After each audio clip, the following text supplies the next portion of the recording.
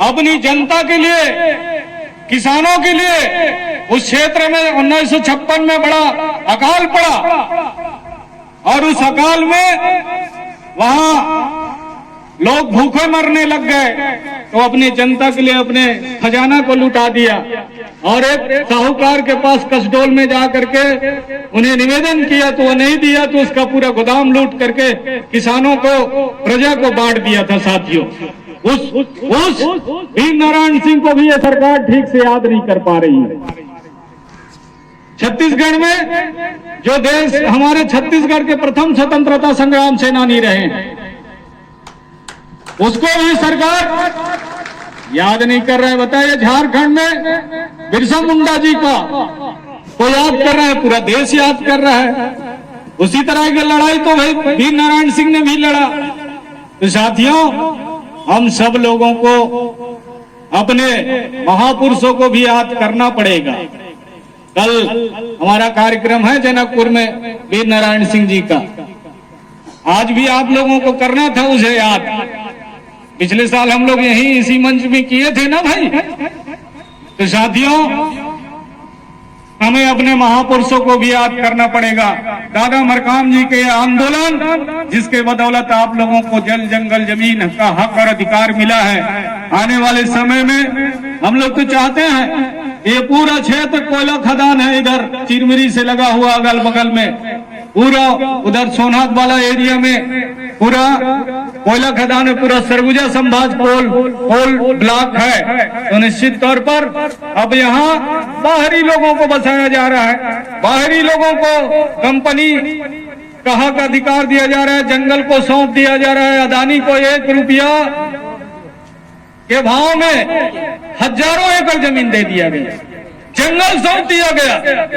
यहाँ पीढ़ी दर पीढ़ी यही पैदा हुए उनके घर द्वार को तोड़ा जा रहा है। तो इस तरह साथियों, अन्याय अत्याचार सरकार में बैठे लोग कर रहे हैं, इसका विरोध करना पड़ेगा आपको, तब जाके आपको हक अधिकार मिलेगा।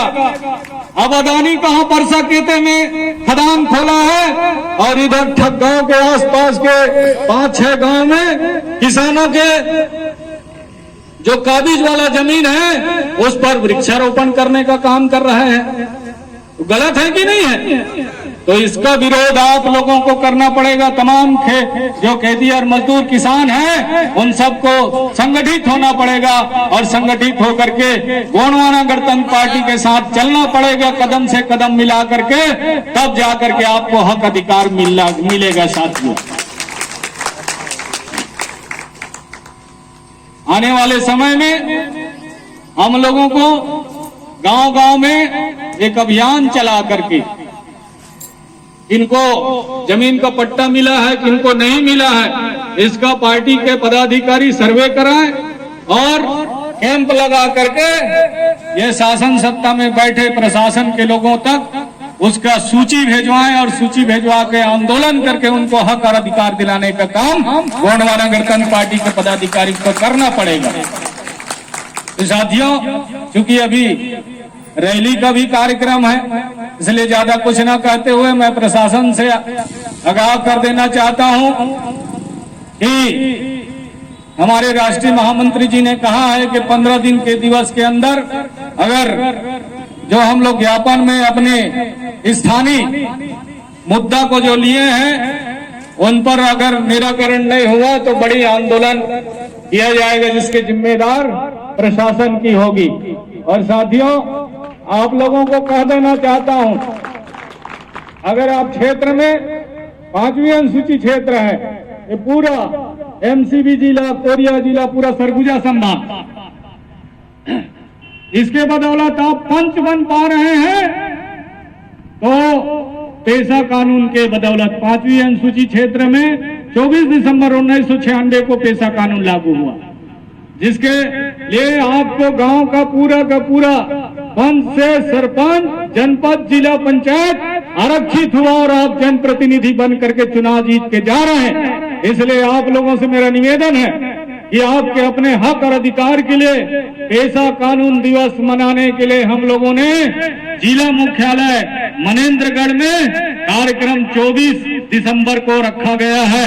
आप सब लोगों से निवेदन है, जितने गांव में पंच बने हैं, सरपंच बने हैं, जनपद बने हैं, जिला पंचायत बने हैं, सब लोगों को उस दिन बड़ी संख्या में आना होगा और अपने हक और अधिकार की आवाज को बुलंद करना होगा साथियों। तो मैं आप लोगों को आमंत्रण कर रहा हूं कि आप लोग आए और वहां पर पेशा कानून दिवस हम लोग अपने जिला भर के लोग मिल करके मनाने का काम करें, ताकि आने वाले समय में जो बीच बीच में और सरकार कटौती कर रही है आपके आरक्षण पर, उसका हम लोग विरोध कर सकें। इन्हीं आशा और विश्वास के साथ आप सबके चरणों को सेवा जोहार करते हुए मैं अपनी बाड़ी को विराम देता हूं। सबको जय सेवा, जय गोंडवाना।